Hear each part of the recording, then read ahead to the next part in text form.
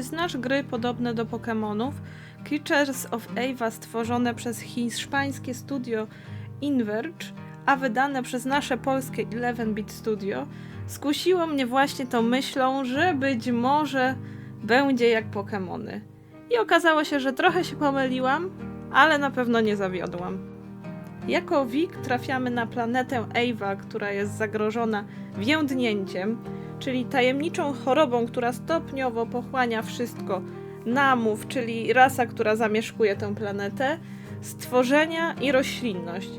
Naszym zadaniem jest jej uratowanie, przemierzamy różne biomy, przesyłamy zwierzęta do placówki na Ziemi i pracujemy z tubylcami. Z czasem gra wciąga coraz bardziej, a ja zaczęłam dostrzegać wyraźne nawiązania do problemów ekologicznych i wpływu człowieka na Ziemię.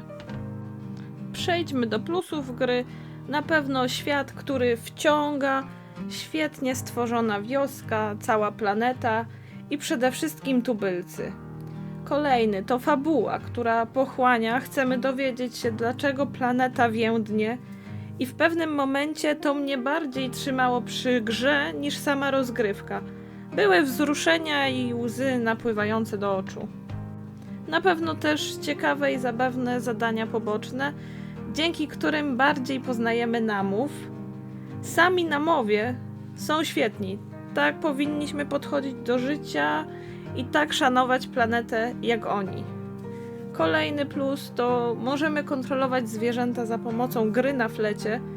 Każdy z nich ma inny zestaw umiejętności, które pomagają w zagadkach środowiskowych. Na przykład dzięki nim możemy rozwalić ścianę.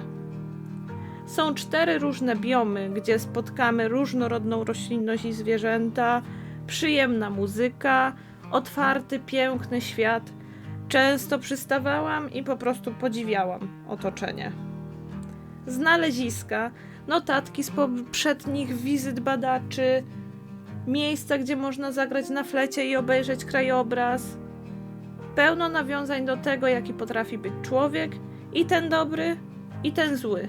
Jak wpływają nasze decyzje na to, co się dzieje na Ziemi. I przede wszystkim możemy głaskać stworzonka. Jest też drzewko talentów, kilka czarów. Ogólnie walka była ok. Przejdźmy do tej mniej miłej części, do minusów. Wyłapałam buga przy jednym z botów do odsyłania zwierząt.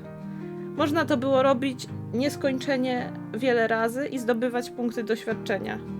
I nie było można zaliczyć dostarczenia zwierząt przez tego bota. Kolejny minus to to, że w pewnym momencie te ciągłe walki i oswajanie zwierząt zaczyna nużyć. I później po prostu zaczęłam od tego uciekać i biec dalej z fabułą. A sam humor mi podpasował, ale czasami Wik miała dziwne odzywki, które wytrącały po prostu z imersji.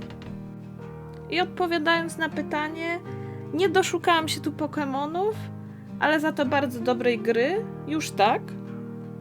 Dla fanów ekologii jest to obowiązkowa pozycja. Mi przejście Creatures of Ava zajęło 17,5 godziny. Grę możecie znaleźć w Xbox Game Pass, a na moim kanale możecie obejrzeć gameplay. Oceniam ją dość wysoko, bo 8/10, głównie przez fabułę.